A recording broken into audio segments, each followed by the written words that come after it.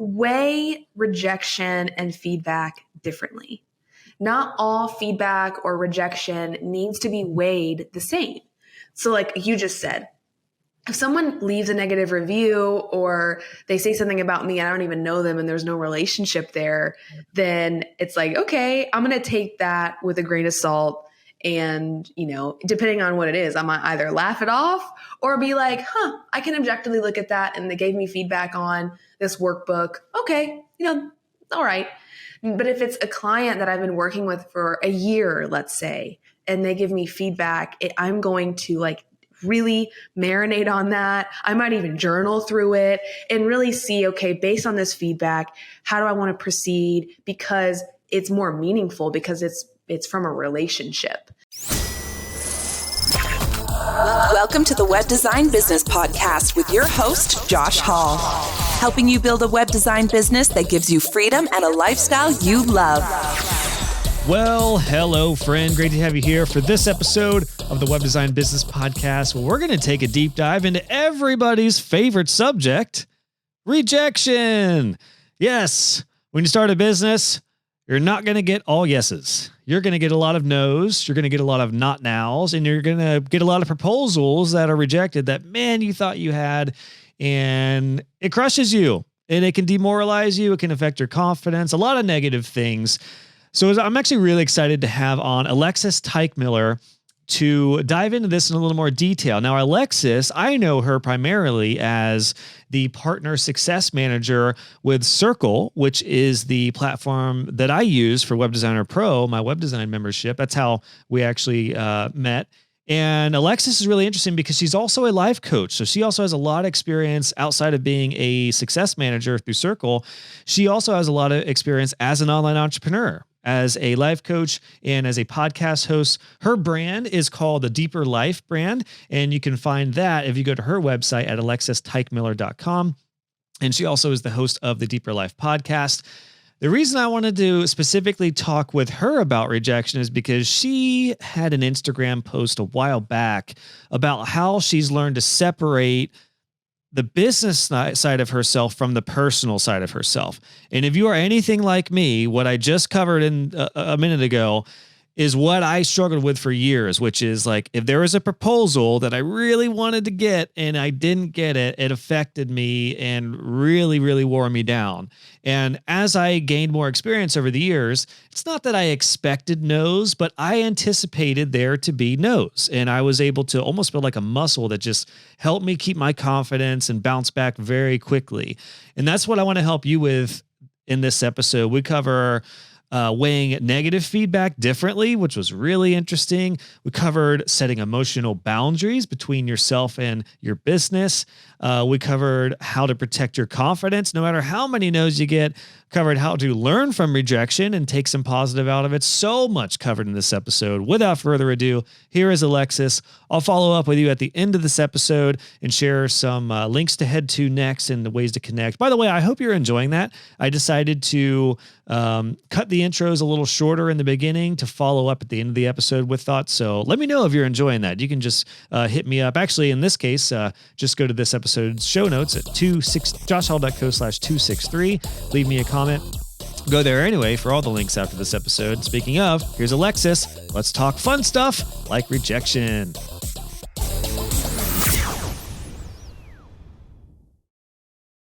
Alexis, welcome. I was going to say welcome back to the show. It's technically your first time on the show, but it is our second interview because the first one, for whatever reason, didn't record. But by golly, we're doing it again. So it's good to see you again.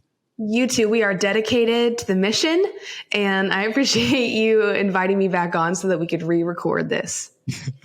And the shame of a really good conversation is it's not going to be exactly the same. Like I remember some stuff we hit on, and we'll just, we're not going to have the exact bullet points to cover again, but sure. I'm sure we'll have a good conversation around the same topic that we talked about the first time, which is rejection. So, I mean, what a topic. I'm sure you're thrilled to talk about rejection twice with me, right? I'm so excited to talk about rejection. Speaking, your audio was rejected last time, so how ironic. I know. So why don't we start out with what you do and what do you tell people when they ask you what you do, Alexis? Yes. So my name's Alexis Teichmiller, and I'm the partnerships manager at Circle, which is an incredible community platform for brands, entrepreneurs, and small businesses. So that is my 9 to 5. I get to work with entrepreneurs all the way at the beginning ideation stage of their business to, 6, multiple 7-figure entrepreneurs. And in terms of my side hustle, I am a chronic side hustler, and I have 2 podcasts. One is called the Deeper Life podcast, which is relaunching this summer. And then the other one I've been doing for about a year now. It's called In Between, the In Between podcast. And I host that with my best girlfriend, and we talk about all of the things in between: career, relationships, body image, fashion, and we go deep, and we also are very lighthearted. And then to round it out, I'm also a life and business coach. So I specifically help career women who are ambitious, and I kind of sit on the corner of woo-woo and get shit done. So I love coaching my coaching clients, helping them achieve goals and make sure that they're in alignment with their values while they do it. So interesting that you mention the edge that you're on with the woo-woo crowd, because what I found is people who are very passion driven or maybe emotional or spiritual or whatever that looks like tend to have like a lot of heart in their business, but heart often leads to delays and procrastination and just not getting shit done, like you said. So there's kind of a balance when you're somebody who has feelings inside of your business, I would imagine, right? Absolutely. Absolutely. And I think that values can help guide us. They help us make decisions. They help us gain clarity on direction. And at the same time, when we are so feelings focused, we can procrastinate. We can shift into like, well, it's just, I'm not feeling it. I'm not motivated. I'm not inspired. And so we kind of look for reasons why to not take action because we're too in our feelings. So it's like, how do we separate the two? Recognizing that feelings play a big role. They are like symptoms to something that's going on that's a bit larger. And then we also have to introduce the discipline, the choices, the consistency, so that we can get things done. Like releasing this podcast every single week. That requires a level of discipline. And I'm sure there are days where you don't feel like doing this, but you have to show up. So how do we make space for both of those things? That's a great point. Yeah, I actually just recently have felt that where I never dread a podcast interview, even if I know you, Alexis, we've worked together for a little while now. So I know I love the chance I get to chat with you. Like I know it's going to be fun. We're both going to walk away with some fresh ideas and probably some inspiration. But there are times where if I don't know a guest really well, I'm like, I hope this isn't boring. I hope it's good, or at least I hope I can make this a good conversation for everyone. But it does come down to like having that discipline of I'm going to record this. It's in the books unless there's a reason I need to reschedule or there's something that came up. We're going to do it. I think the times where sometimes I feel like not doing an interview regardless is when I have other things I want to do. So that's also one thing I've learned as a podcaster, and maybe you have as well. It's like you do have to mix the to-do list and the projects you want to get done, especially you having a lot of endeavors. I'm sure I imagine this is a challenge where it's like sometimes, even though you're looking forward to this, you almost want to just get the other stuff done first, but you do have to balance them in some way when it comes to getting it all done. Yeah. Yeah, I definitely lean on the urgent and important matrix quite a lot.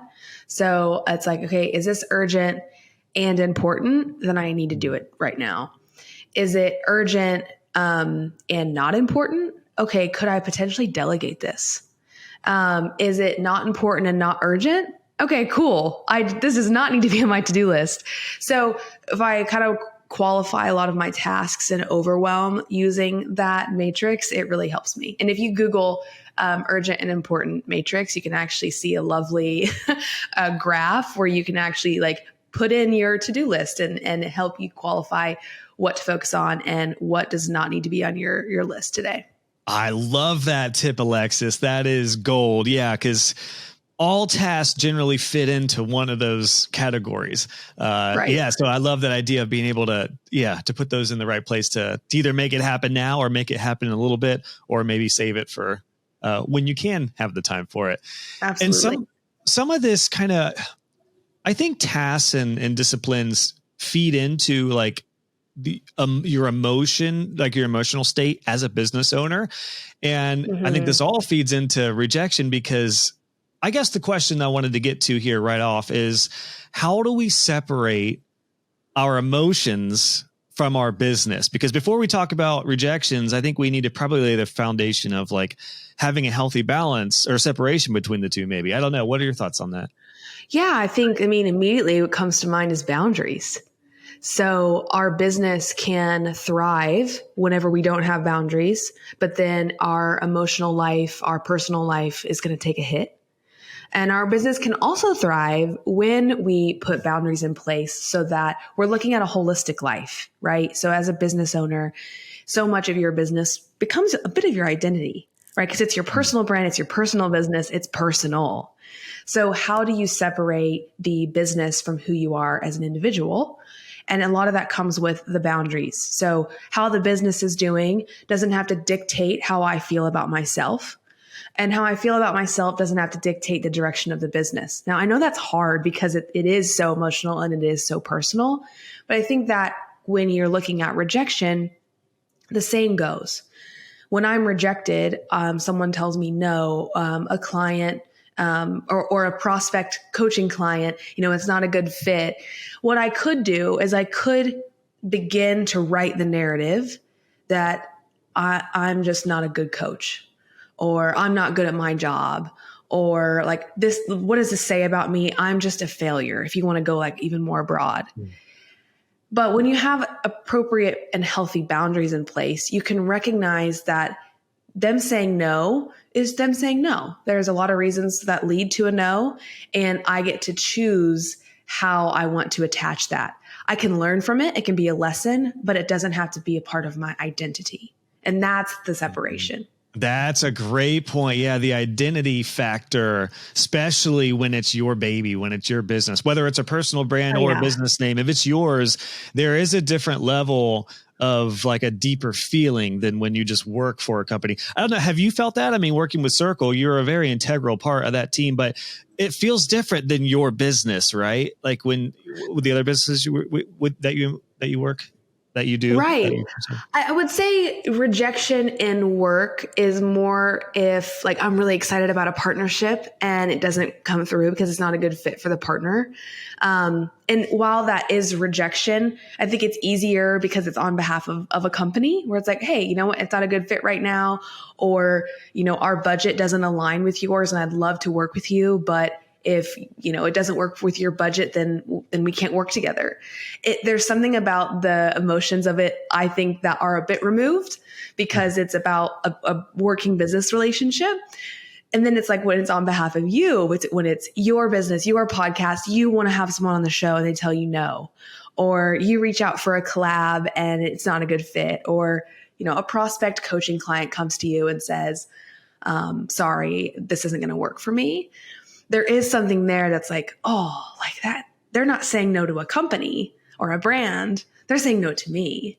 And I think that's where those boundaries come in place, where they are actually saying no to your brand or your coaching packages or your pricing.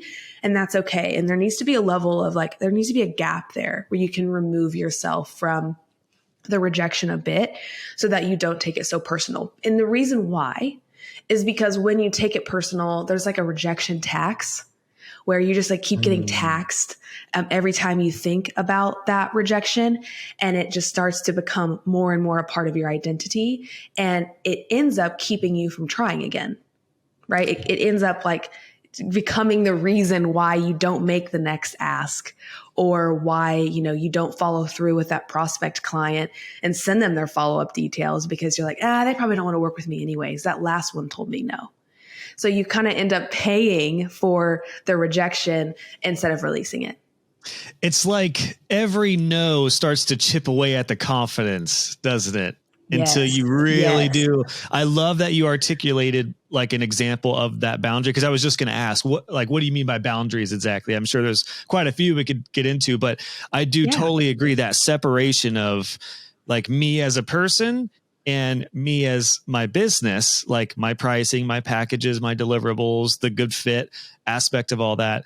Yeah, there's a personality when it comes to like you sell yourself as a web designer, as for my audience, but there is still like your business and your packages that just may not be a great fit, or the client may not be a good fit. So thank you first off, Alexis, for sharing the boundaries of that, because that is, my gosh, that's such an important lesson that I learned later on, is to just not take every rejection and every no personally. Right. And it's hard. I mean, it's easier said than done, but I just think it's a good reminder continually, like no matter how established somebody is, I still remind myself of this today. Like if a student or if somebody decides not to join Web Designer Pro, my community, or one of my courses, I really try not to take it personally. Yeah. It just may not be a good fit for a reason. Yeah, it is, right? Yeah, it's like no matter I do think it helps when you build that muscle of almost, I hate to say expecting rejection, but the reality is if you are a business owner, you're going to get a lot of no's. So it is probably worthwhile expecting it in some way, right? Right. I think expecting a no can also help you with the learning process. So when someone, let's say you're getting a lot of no's, okay? So let's say you're experiencing a lot of rejection right now and it almost feels like it's compounding on itself. I think that there's always an opportunity for reflection after rejection.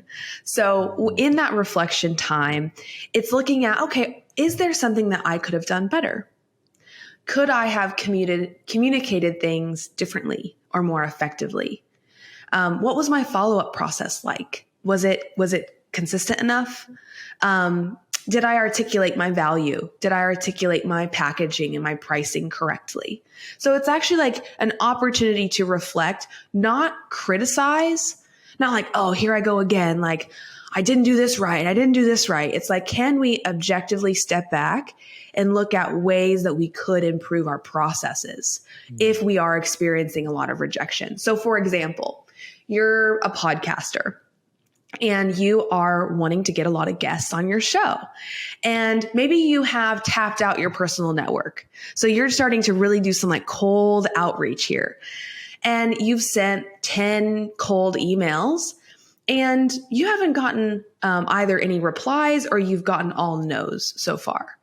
Okay, let's go back to the email that you've sent. Is it personalized? Are there ways that you could potentially go and read a blog post or watch a reel or listen to one of their podcast episodes to learn more about that guest and then put that content in the email pitch? Like there are ways that we can look at our processes to improve that don't have to be a part of like, oh, I'm just not good. It's okay, could we potentially make this better?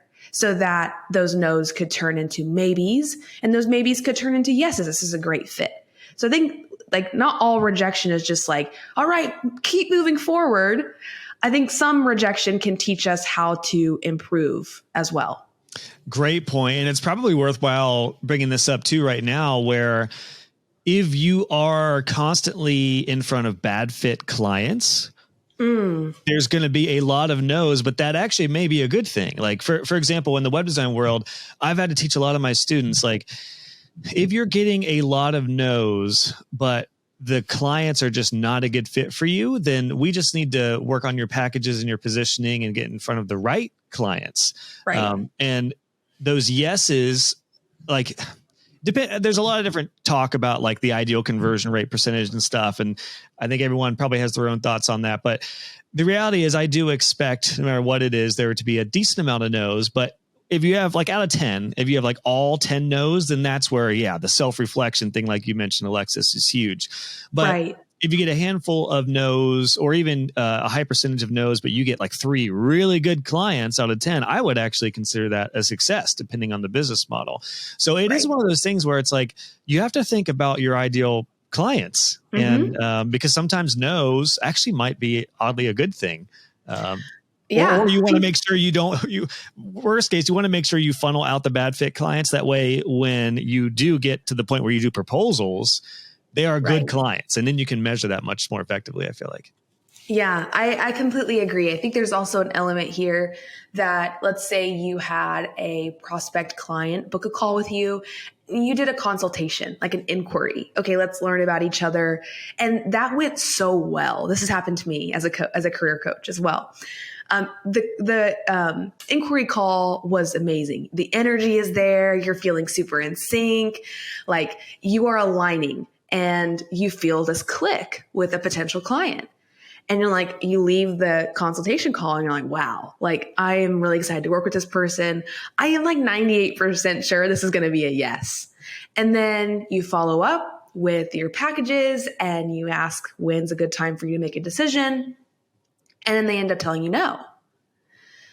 And you're like, wow, I'm misreading all these signs. Like the energy was there. The alignment was there. They said that they needed exactly what I offered. I'm so confused. In situations where that has happened to me, I have actually asked the prospect client, hey, I would love to learn what wasn't a good fit. Can you share, if you feel comfortable, what about the coaching process or our consultation call ended up making this not a good fit for you? And what I have learned almost 90% of the time, it's price. I am not in a position right now where I can afford this. And at that point, I'm like, I immediately respect that. Like, and obviously I'm going to respect it no matter what, but I would never want to talk someone into spending money on something that's going to put them in a difficult financial position. Like that's just never, that's for my integrity. That's not something that I feel comfortable with. Now, if it's something else where it's like, oh, I was kind of unclear actually about this part of your packaging. I'm like, cool, I can rectify that. Like, let's get clarity. But whenever you open the door and you ask a prospect who told you no, why, I think it's a really helpful tool as well of like learning, okay, how could I do this better? Or if you don't ask, you'll also wonder why. You're like, wow, like we were really clicking. And then you can start to doubt yourself, right? Then it's like, maybe it's me, maybe I'm the problem. Yes. And then if you ask and the client doesn't respond, that's still on like their responsibility, but you at least open the door for feedback. Yeah. And then, if they don't walk through it and meet you there and give you that feedback, then that's okay too. But I think it's building the muscle of holding rejection loosely enough to where you can still learn from it, but it doesn't become a part of you. Oh, what a clip. So we just talked about we just talked about you using Riverside after our last conversation. Despite it not recording, we got things worked out. We got it worked out. And one of the reasons I love Riverside is you can just press a little M while you're in a conversation to mark a clip. And I've got like 5 already marked, Alexis. This is awesome. Like such good foundational advice. I cannot recommend that enough, what you just said, to ask why it didn't work out. And you can do this tactfully and just really casually and just say, all right, I appreciate it. If you would be like what I've done is I just say, if you'd be open, can you just share maybe why you decided not to go with my proposal? I'm very open to constructive feedback. So, just, I'm happy to hear it like it is. I won't take it personally. Make it, I guess the tactile recommendation I have is to make it very open. Because you don't want to get a shallow response. You don't want someone to say, well, we just like the other company. Like that doesn't really help. Like, oh yeah, is it a price point? Is it your proposal? For example, one project that still kind of guts me, it was at the later end before I sold my agency, is I got invited to go to a light fixture manufacturer here in Columbus. And they were a really cool company. And same thing, like the meeting, I went there, I really jived with the marketing director, and I thought for sure I was going to get it because he really liked me, really liked the sites that I was doing. And I sent the proposal. It was like a $15,000 proposal. And we had a really good email back and forth. I thought for sure next day I would see proposal signed. And they said, hey, Josh, we decided to go with another company. Thanks so much for your time. And I was like, oh, that one hurt. I mean, I was 10 years in and it still hurt. It still stings a little bit. But I did the same thing that you just recommended. I asked, hey, would you mind sharing, what was it about the other company that helped you? Made you decide. And he said they just went a little further with the mock-up of the website and gave us a good idea of what to expect, which told me it wasn't anything that I was doing wrong. It was just something that I could do better.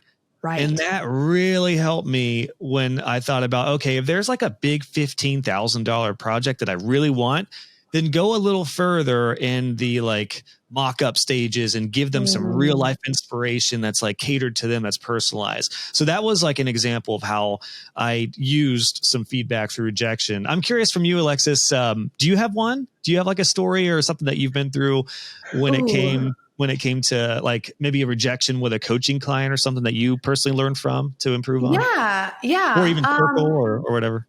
I would say similar to the one that I shared earlier was around pricing. Like we were clicking, the energy was perfect. Like we even had similarities in our story, like in our own background that we were bonding over.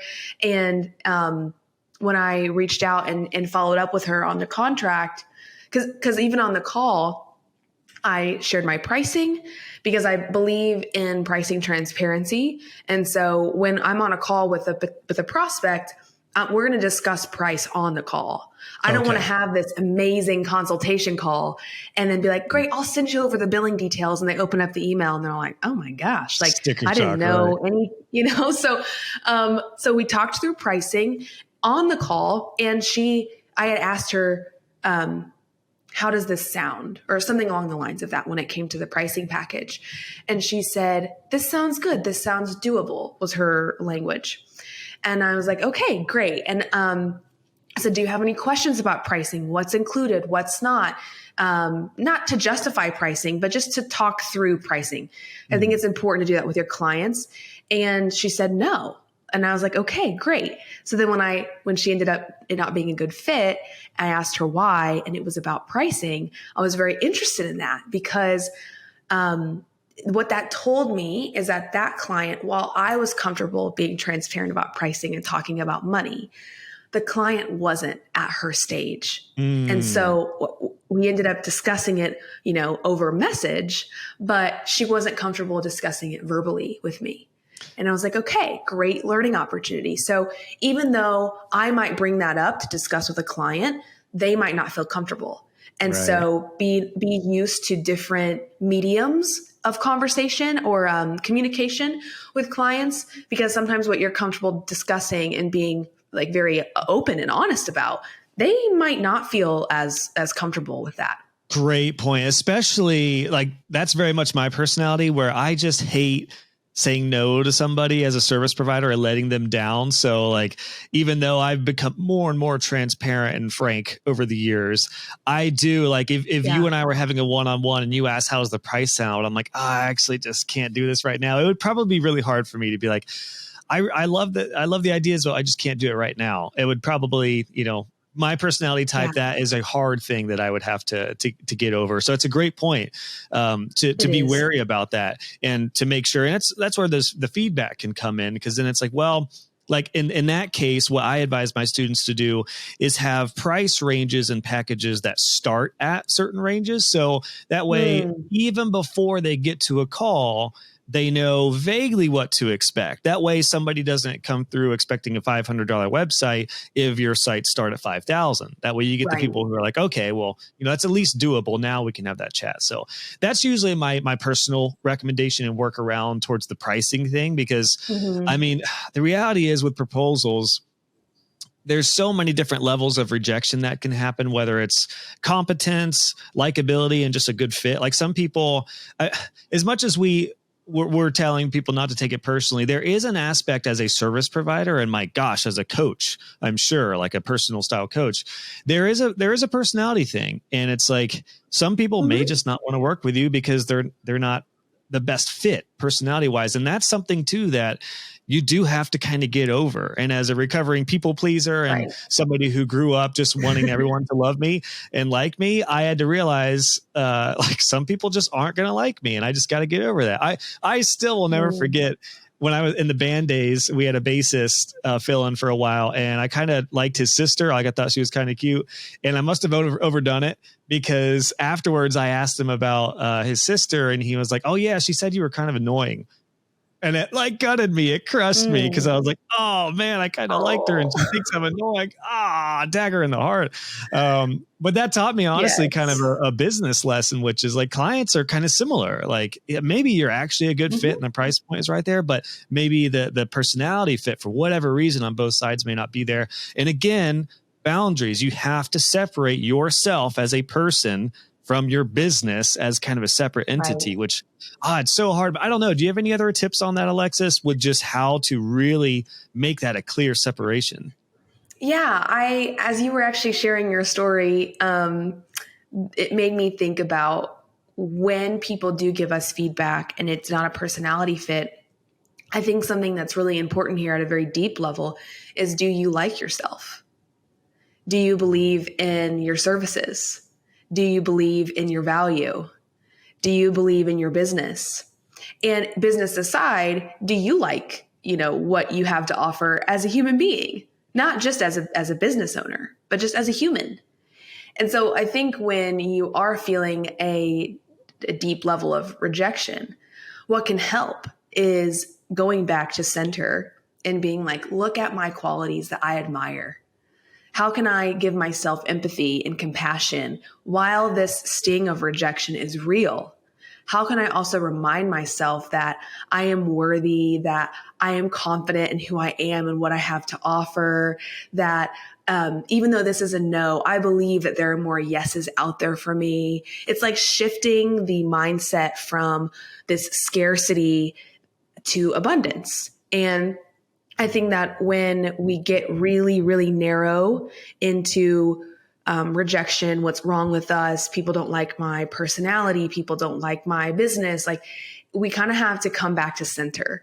And I think that what is very grounding is like, okay, if I could just sit with myself, let me list off some qualities about me that I like and enjoy. And it's almost like a self-soothing practice. Even as a business owner, maybe you don't want to do it personally, but as my business, here are real ways I know my business is making a difference in the world right now.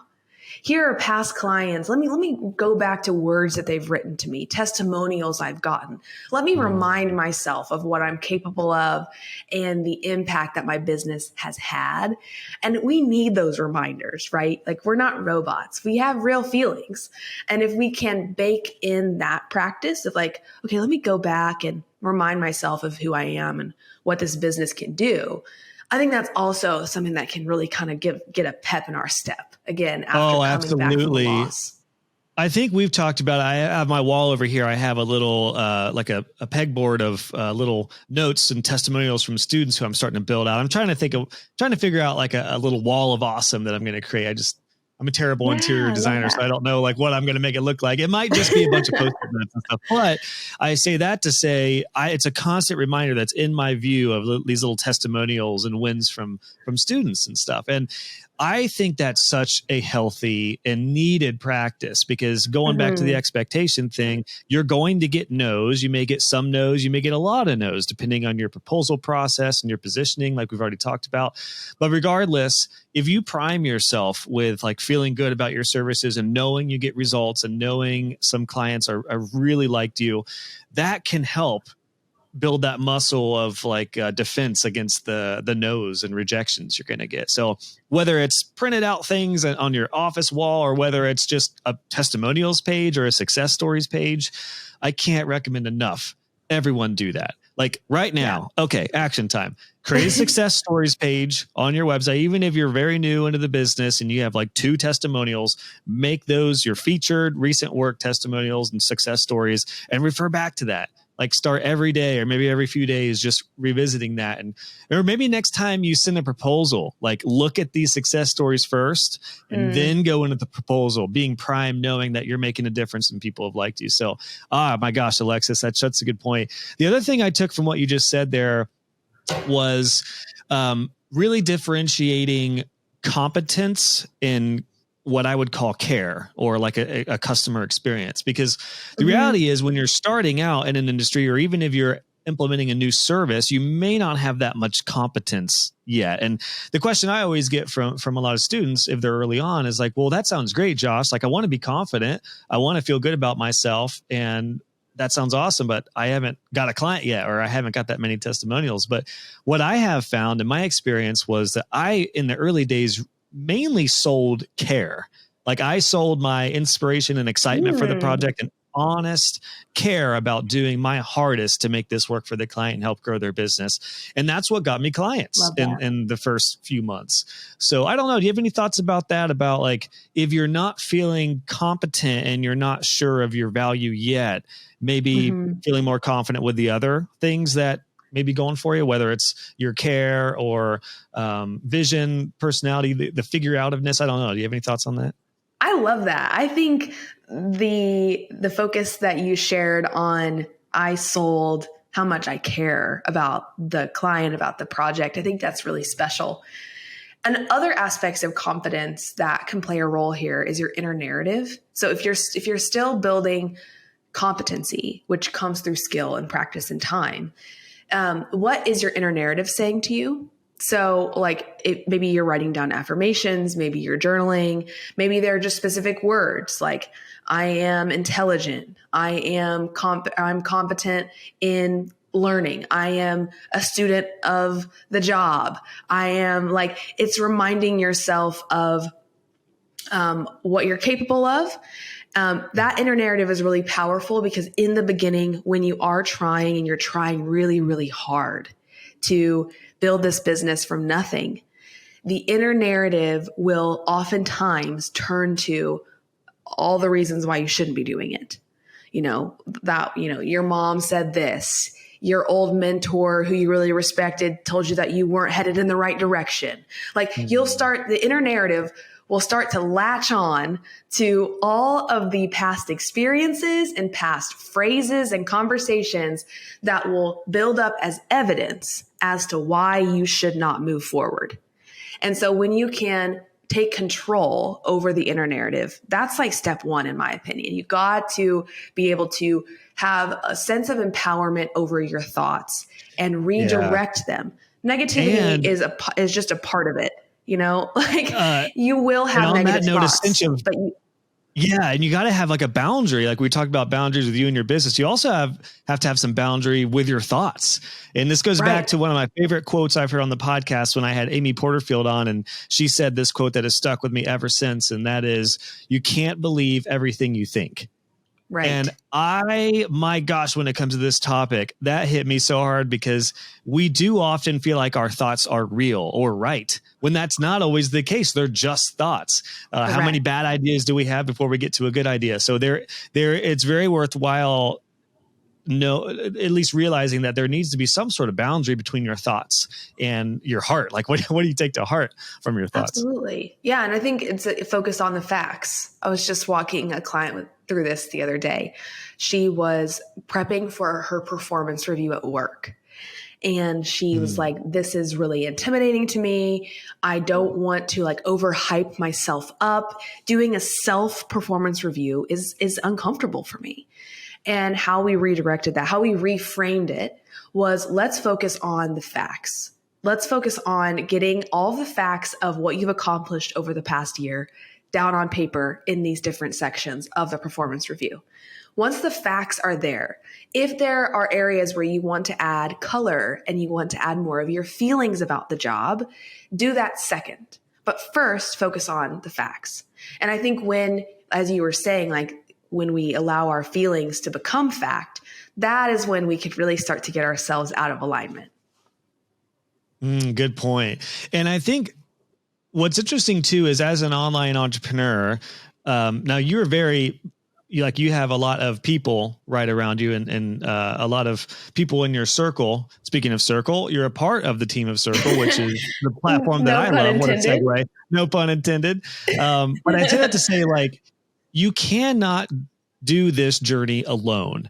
And I wanted to ask you about the importance of community and having different levels of maybe community as a support system, because the reality is, no matter how strong mentally somebody is by themselves, if you are by yourself, that is a very dangerous position to be in. This is one reason, like with the confidence factor and the support factor with rejections and stuff, it's one of the main reasons I started my membership with Web Designer Pro is because even for people early on, I want them to be surrounded with everybody who is also like-minded in different stages of the journey. So if they are getting 10 no's in a row, they have a support system to say, like, can you guys look at this to see what's wrong, or give some insight, give me some encouragement. And that is so valuable. Like what's your thoughts on community and the importance of helping with this idea of rejection to make sure you don't dip down too deep, too low, too dark by yourself, which can easily happen by yourself?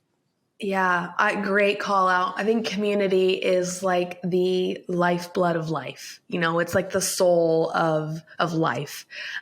Being connected, having that level of vulnerability, mentorship, coaching, friendship is so incredibly important. I think there is also layers to community.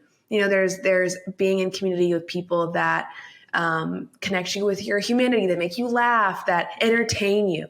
There's a level of community of like, I want mentors in my life that aren't actually going to tell me what I want to hear. I want an extreme level of transparency and honesty, that if I come to a mentor or a coach that I really respect, I want to feel like I can trust them enough to tell me the truth, not to tell me what they think I want to hear. And I think this is a big piece of like community, and not making sure that you're in an echo chamber of people that just agree with you and validate you and affirm you. I have community that does both. I have a very affirming, validating community that says, we see you, we see your gifts, we love you, we love who you are. And at the same time, I want a depth of community that says, and I'm going to call you out when you're not acting in alignment with your values. Yeah, you need some challengers, right? You need somebody at some point to kick you in the ass and be like, hold on, let's hold on. We could fix some things, or you could do something better here. Yeah. Right. Absolutely. And I think that you can take that as a rejection. If a friend came to me and said, Alexis, I saw this happen, and I really don't think that it aligns with who you say you are and who I know you to be. And I just wanted to challenge you to rethink about whatever that, I'm using, this has happened in the past, but like it's an opportunity to say, wow, thank you for that level of care, that level of vulnerability. And I really appreciate you coming to me with that. Now, we could take that as like rejection. Yeah. Oh, someone's giving me feedback. Someone in my life that I care about is giving me feedback on ways that I could potentially improve. And instead it's like, wow, they care about me so much that they're coming to me with advice or feedback on things I could do better. So yeah, I think it's definitely the twofold. You want people that are affirming, but you want, people that are challengers. And if you're familiar with the Enneagram, I'm an 8 on the Enneagram, which is the challenger. So I typically play that role in people that I'm very close with. I usually play that role in their life, and I seek it as well. Like, I am challenging, but I also shocker as a coach. Yeah, exactly. Yeah. Can you explain on that? I'm not familiar with that diagram. Enneagram, is that right? With the Enneagram? Yeah. Yeah. So the Enneagram, there are 9 types of the Enneagram. Let me literally just do a really quick Google test. So it's like a personality test. 10 out of 10 recommend taking it. How do you spell that? The Enneagram is ENNEAGRAM. And there's 9 types. There's the reformer, the helper, the achiever, the individualist, the investigator, the loyalist, the enthusiast, the challenger, and the peacemaker. And when you test, you'll answer a lot of different questions, and then you'll have your main type, and then you'll have a wing. So I am an 8 wing 7. So I'm a challenger, but I'm also an enthusiast. Which is really interesting.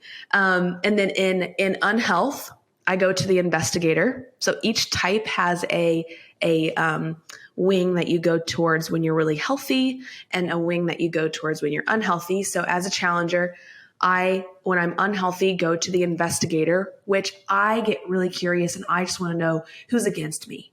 I'll get really, really hyper vigilant. And I'll start to investigate, like, okay, what's going on? How is the world working against me right now? That's where my mind will go when I'm unhealthy. When I'm healthy, I go to a 2, which is the helper. I am very service-minded. I'm so healthy. How can I just serve and help other people and make other people's lives better? The Enneagram, I took it when I was 22, and for the first time, so 8 years ago. And it really helped me learn about myself. I loved it. I don't think that it's like, gospel by any means, but it's definitely helpful in learning it more reminds about me yourself. so much of it reminds me of DISC personality testing. It's almost like a more advanced version of that. When I did some coaching several years back, a mandatory part of that program was doing a DISC test, which is very similar. I don't know if you've been through it, but it's basically dominant, I have. interactive, or social, or cautious. And at first I thought it was like, all right, this looks, it's baloney, whatever, I'll do the test. And then when the test results came back, it nailed me to a T with exactly what I would do. I am very interactive and very S, which I've heard the S is different. I've heard it explained different, but the way I've taken S is more like steady and loyal, to where like I do not quit a thing if I commit to it. That is for good or for bad. That is my thing, and I'm very interactive. Like relationships, partnerships, people inspire me. Like people energize me. I'm dominant when I'm reacting to something. I'm very dominant in a reactionary state, but I'm not naturally dominant. And then I am the most anti-cautious person you could imagine. Like I'm not a bean counter, fine with risk, which is probably why I'm a good entrepreneur. So we probably have some similarities there. Yeah. But this kind of reminded me of that, to where there's like it is good to know like where you fit in the spectrum. And I think as you were talking about the idea of having like a challenger, but then also not being too like-minded with somebody, but having a sounding board. One thing I've learned as a community builder and being in communities over the past few years, like heavily, and I might need to try to flesh this out better, but I've found that it's really good to have people ahead of you who you're learning from, the mentors, the guides, the coaches, the challengers, people beside you who you're very like-minded with, who are good sounding boards. You can kind of vent to them, but not go too negative, but also learn as they're learning their stuff. But then I found the missing piece to this that really helps is to have people behind you that want to get to where you are, because that builds your feeling of confidence and just being a helper. And it can also get you out of the imposter syndrome when you feel like, when you realize that, wow, I know way more than I thought I did, because there's all these people who don't know what I even know early on. So those people like ahead of you, or I hate to say like above you, it's not like that, but they're ahead of you, they're beside you, and they're behind you. Like it really is a healthy dynamic to have that in the sense of like community to help with this. I love that. That's a really great call out, because I think there's a level of, there's like this ecosystem in community where you're learning, you're also teaching, and then you're also supporting. So like you're giving, you're taking, and then you're like just beside. Like sometimes just having someone's presence in your life, they don't even have to say anything, means something.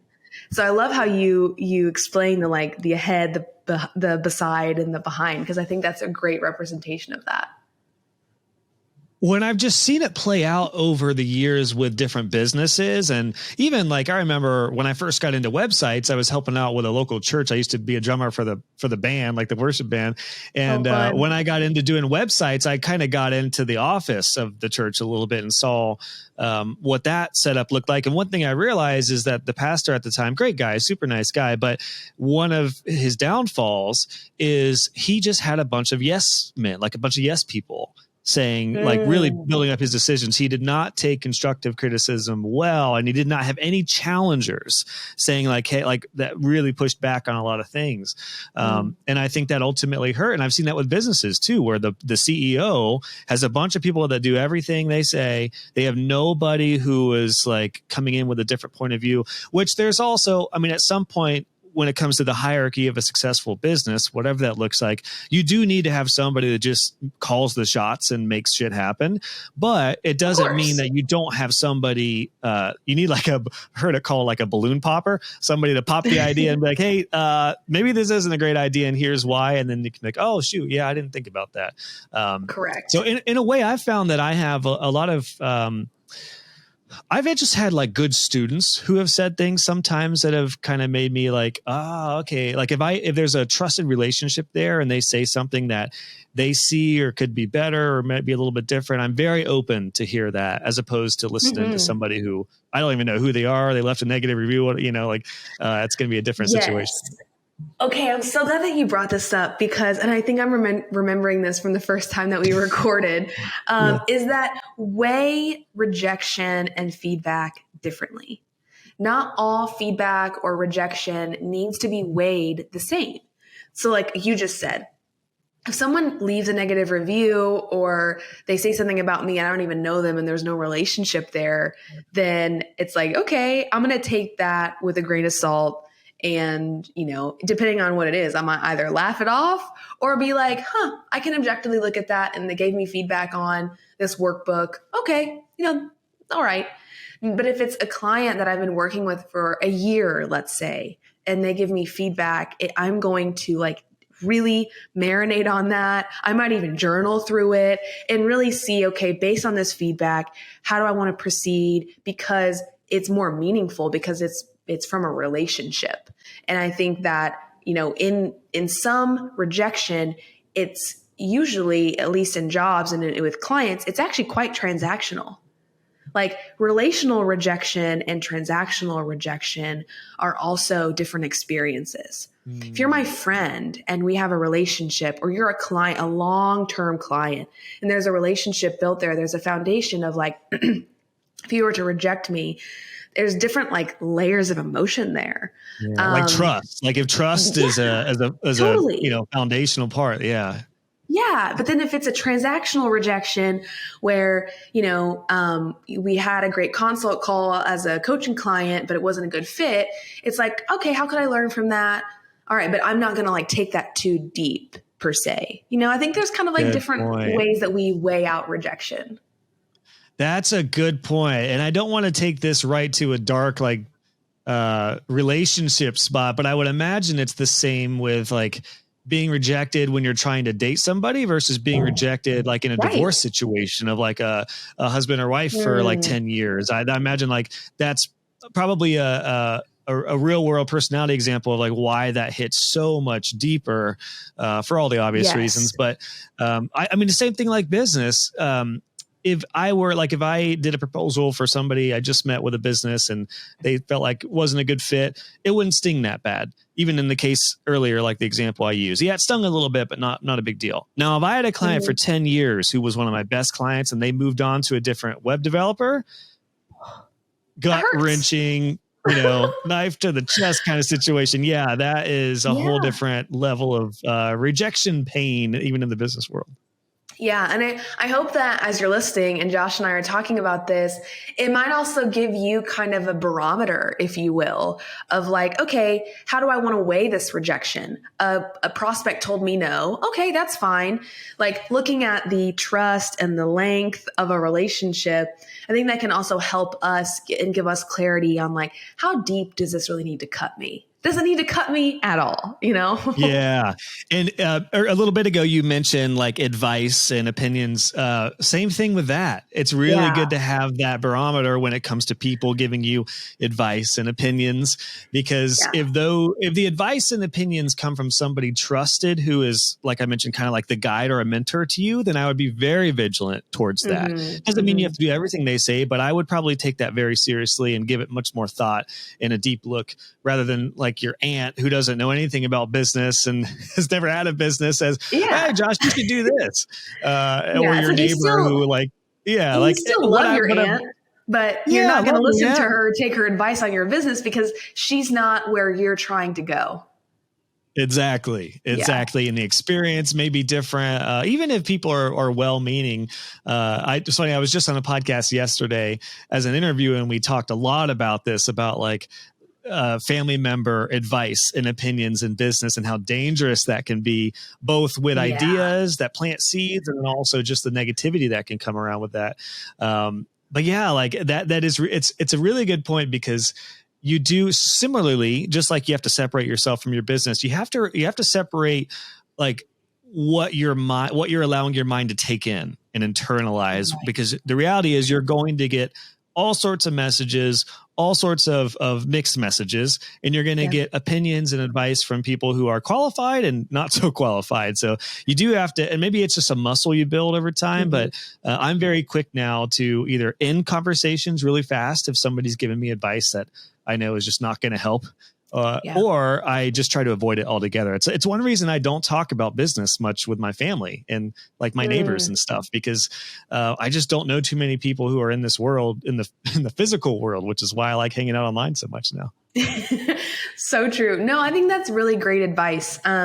This kind of goes back to boundaries again, is having boundaries. Like you said, I end a conversation quickly if it comes up, or I just don't really go there at all. And that's a boundary that you have placed where, like, in this relationship, I'm not going to come to you with business questions or what's going on in my business, because I recognize it's not quite relevant. And so that's a boundary. And also when it comes to social media and coaches, there's so much content. YouTube, I mean, you can take a course on anything now. There's so much advice and so much information out there. Also, you need to have kind of your like bullshit meter on. Like, you have to have a filter of who do I want to listen to? Who do I want to follow? And be really intentional about that. Because if you are just opening up your whole mindset to what the internet has to say about your design business, your, clothing brand, like whatever it is, you're going to start to lose a sense of, one, your originality, and two, your ability to make clear choices for yourself. Because when you open yourself up to so much information, it starts to break down self-trust, because you're not really quite sure on your own voice anymore, because you're listening to so many other voices. And I think when it comes to taking advice and opinions and coaching in the online world, one thing that I've learned that's really important to remember is that in most all cases, it's not that somebody is saying the right way to do something or the only way. It's just a way to do something. For example, as somebody who, like, I've produced hundreds of podcast episodes, hundreds of course videos inside my courses, hundreds of tutorials.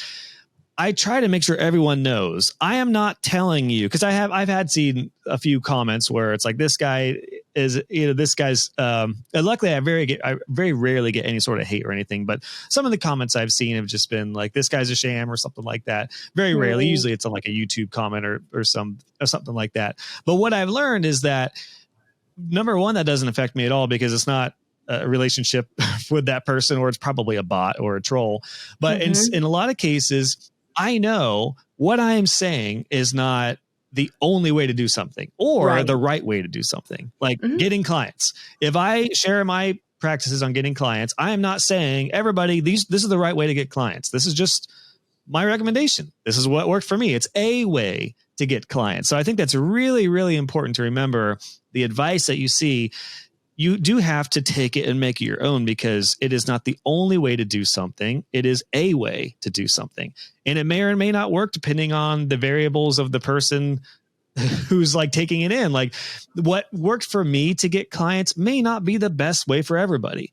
And there's a lot of people who get clients in ways that I would never do. So I don't know. I just wanted to share that, because I think it's really important message when it comes to taking advice and opinions. Yeah, I agree. And I think which could lead to rejection. Right. Yeah, because like if you try to get clients, like if somebody who hates podcasting starts a podcast to get clients, like it's probably not going to work out well, and you may get rejected a lot. Yeah, it's not organic to you. It's something that feels like, I'm forcing this. And I think that's where your inner knowing, which is your intuition, not to get too woo-woo with you, but like, listen to your intuition. If your intuition says, I don't want to make YouTube videos, I don't like that, I don't want to video edit, I don't want to film, that is not something I'm interested in. And then you try to make yourself do YouTube videos because someone said you need to.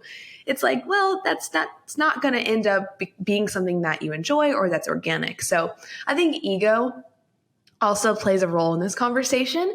I love that you said, I recognize that my way is not the only way, and it's not necessarily the right way. Being able to recognize that and have that awareness has low ego. And rejection and ego tend to really flare up together. When I'm rejected, my ego gets really big, and it's like, but don't you see, all the ways that I'm better, right, perfect, whatever the ego says about us, or the ego takes a hit. Oh, we're worthless. We don't have any value. We're never going to make it in this world. So if having a healthy barometer of where your ego is when rejection or feedback or opinion comes in is really helpful. So notice that big reaction when you get that feedback and be like, okay, what's my ego doing right now? Is she like flaring her big head? Is she in a healthy state? Is she bringing me down? And that can also help if you separate your ego from yourself. You can also kind of recognize like, okay, what's my ego doing over there? Instead of like, oh, what am I doing? It's what role is my ego playing in my reaction? And then I can kind of have this very logical way of assessing. And that also is a way that I'm like able to self-regulate during a rejection experience. That's a great point. I was going to ask you as a final question to put a cap on this is like, what is your favorite boundary? I don't know. Is ego your favorite boundary, or do you have maybe a favorite boundary that might be your favorite? And actually, before we get to your final thought, Alexis, where would you like people to go to connect with you? Of course, we'll have your website, alexisteichmiller.com. linked, which is Deeper Life. Deeper Life is the brand, but it's under your personal URL, right? That is correct. Yes. You can follow me there. You can, if you are interested in career coaching, you can always book a free consult call with me. And in terms of connecting with me online, you can do that at Instagram at Alexis Teichmiller, or you can follow both of my podcasts, the Deeper Life podcast or the In Between podcast. And my goodness, you guys, if you're using Circle and you're interested in any sort of partnership with them, I can't recommend enough to DM Alexis about getting in touch with that, because when you came on board and I committed to Circle 100% as the tool for my community, my coaching and my courses. When you came on board and we talked through what you guys are up to, it got me super pumped. I think we both jived on that call and realized my business was a good fit for Circle, and Circle is a great fit for me. So a win-win case study. But yes, Alexis, we'll make sure we have all that linked in the show notes. Your final favorite boundary, what would you say that is? And it doesn't have to be the absolute like number one best one, but maybe just one that really resonates with you or has been super helpful. Yeah, I love this. I would say my favorite boundary is recognizing that I get to decide how people make me feel about myself. Ooh, and that's good. The boundary that I put in place there is I am recognizing someone's intentions or someone's communication style or their tone towards me. And then I get to decide how and what that says about me. And in a very real example is if someone, let's say, doesn't like the way that I show up online and they're a friend or a family member in person. And they're like, when you share that makes me feel really uncomfortable. I'm like, okay, thank you for sharing. But what I could do in that situation is I could say, oh my gosh, like they're so right. And I shouldn't really share or be vulnerable online. And, maybe I should just tone it down, or, maybe I should just delete my entire account. But I get to decide what someone's thoughts, opinions, feelings dictate for me. And that's a really important boundary. That is such a great boundary. It kind of reminds me of the quote, what happens to you is not nearly as important as how you respond. Correct. And when it comes to the idea of rejection, that's great. What a perfect cap on this conversation, because it's like when you head into like a proposal or whatever the situation is, or a partnership that you hope works out, it's like, no matter what happens, I'm not personally going to be devastated by this. Like there's a boundary there of, like you can learn from it if it's justified. You can take from it, or you can just say, all right, sorry, it didn't work out for you. Not personal. Yeah. Come back when you're ready to have a budget, or you have the price, so, such a good point, Alexis. Thank you for sharing that. That's good stuff. I've got like 10 different clips. I need to figure out what we want to feature here, because we're featuring a clip now of the interview before every episode. So thanks for making my to-do list a little bigger, Alexis. Had an absolute blast. Second conversation, first posted episode. I don't think this will be the last one. Thank you so much for your time. You're welcome. Thank you for all the work that you do in this world. And thank you for having me on. It's been a true joy and a highlight of my day. Oh, well, we're going to end it on a high note. Thanks, Alexis. Talk soon. Clip City. Clip City, that interview. Like, honestly, I had a hard time figuring out what I wanted to feature as the little 1 minute clip and snippet for her, because Alexis just has so many good thoughts on the subject of handling negative feedback, rejection, and separating boundaries, business from personal. So I hope you enjoyed this chat as much as I did. Let me know your takeaway. If you have like one big takeaway, leave a comment at joshhall.co/263. I do read all podcast comments and try to respond to all of them. Additionally, if you are liking the podcast, please consider leaving a review. If you listen on Apple, actually, you can just go to joshhall.co/podcast reviews or podcast review, which will give you all the links to where you listen, to where you can leave a review. It would really make the world of difference for me. I love reading the reviews. It helps grow the show.